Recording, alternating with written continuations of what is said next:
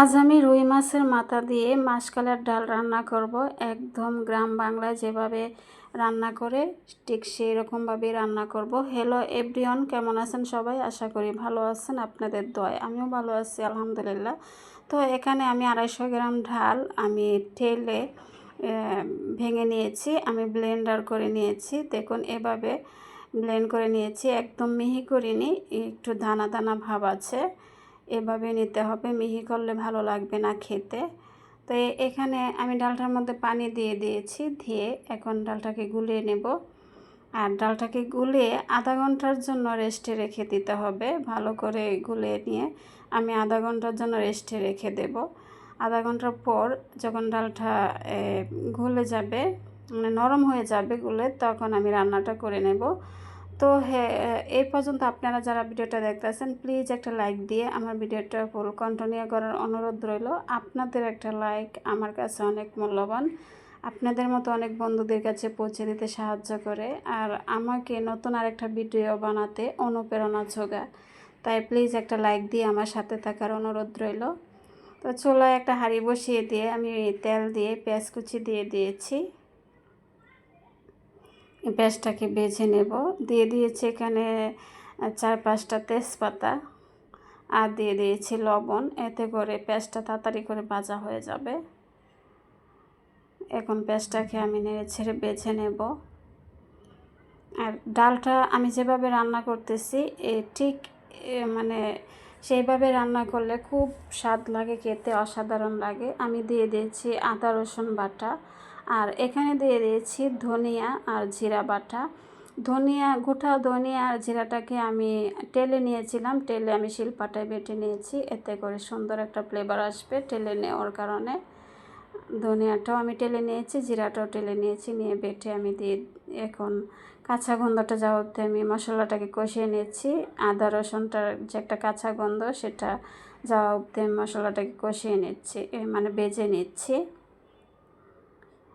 বেজে নেওয়া হয়ে গেলে এখানে আমি দিয়ে দেবো পানি। বেজে নেওয়া হয়ে গেছে, এখন পানি দিয়ে দিয়েছি এখানে। দিয়ে এখন দিয়ে দেবো এখানে মরিচের গুঁড়া, আর দিয়ে দেবো হলুদের গুঁড়া।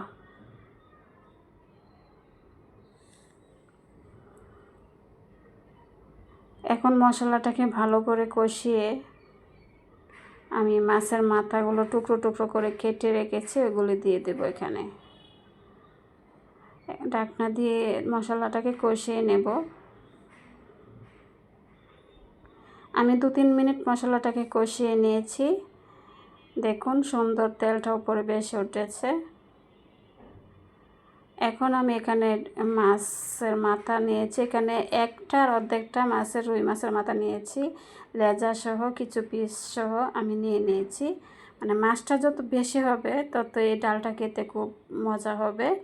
দেখুন আমি কিন্তু বেশি করে মাছ মাথা লেজা সহ দিয়ে দিয়েছি, আর ডালটা খেতেও অসম্ভব মজা হয়েছিল। দিয়ে মাছটাকে ভালো করে কষিয়ে নেব। এখন ঢাকনা দিয়ে ডেকে মাছটাকে কষিয়ে নেব।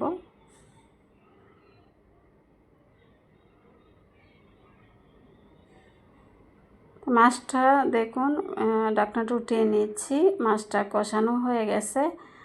এখন এখানে যে আমি ভিজিয়ে রেখেছিলাম ডালটা, ওই ডালটা এখানে দিয়ে দেব। আমি আধা ঘন্টারও বেশি ভিজিয়ে রেখেছিলাম। এখন ডালটা নরম হয়ে গেছে, দেখুন পানিটা পুরাটাই টেনে গেছে ডালের। আর ডালটা কিন্তু দানা দানা, একদম মিহি নাই, ডালটা দানা দানায় খেতে হয়, একদম মিহি ভালো লাগে না খেতে, মানে কেমন একটা পিছলা পিছলা হয়ে যায়। আর দানা দানা হলে খুব ভালো লাগে, মুখে খেতে ভালো লাগে আর কি। এখন আমি ডালটাকে মাছটার সাথে নেড়ে ছেড়ে মিশিয়ে নিচ্ছি, ভালো করে মিশিয়ে নিচ্ছি ডালটাকে। মিশিয়ে নেওয়া হয়ে গেছে, এখন পানি দিয়ে দেবো। দেখুন ডালটা কতটা দানা দানা, এরকমই ভেঙে নিতে হবে ডালটাকে।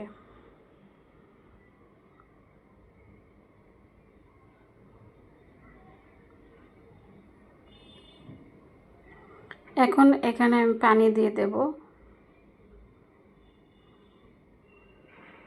পানিটা একটু বেশি দিতে হবে, মানে এই ডালটা ফোটার পরে ঘন হয়ে যায়।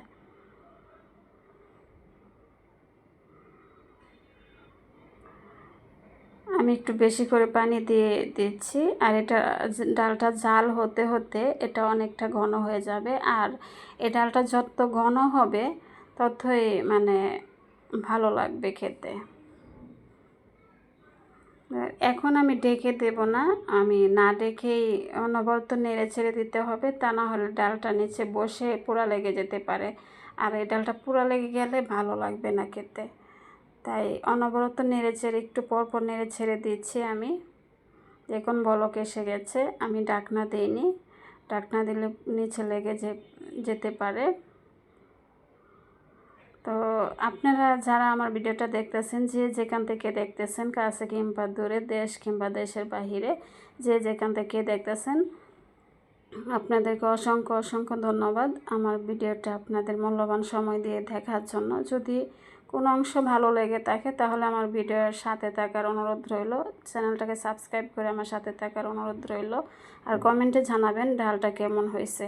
আর দেখুন এই পর্যায়ে আমি দিয়ে দিয়েছি তেতো করা পেঁয়াজ। এখানে 3টা মাঝারি সাইজের পেঁয়াজ আমি তেতো করে নিয়েছি, আর তেতো করে নিয়েছি 10-12টা কাঁচামরিচ। এই পর্যায়ে ডালের এই পর্যায়ে আমি দিয়ে দিয়েছি, এতে করে যখন মুখে লাগবে তখন মানে খুব মানে টেস্ট লাগবে খেতে। যখন কামড়ে কামড়ে লাগবে কাঁচামরিচ আর পেঁয়াজটা, তখন খুব ভালো লাগে খেতে। আমি তেতো করে নিয়েছি, একদম বেটে নিইনি, তেতো করে দিতে হবে, এতে করে ডালের ফ্লেভারটা খুব সুন্দর আসে, খুব ভালো লাগে খেতে। আর আপনারা যারা সাবস্ক্রাইব করে দিয়েছেন আপনাদেরকে অসংখ্য অসংখ্য ধন্যবাদ, যে আপনারা আমাকে এতটা সাপোর্ট করতেছেন। তো ডালটা হয়ে গেছে, কমেন্টে জানাবেন কেমন হয়েছে। খেতে কিন্তু দারুণ হয়েছিল, অসম্ভব মজা হয়েছিল খেতে, আপনারা কমেন্টে জানাবেন।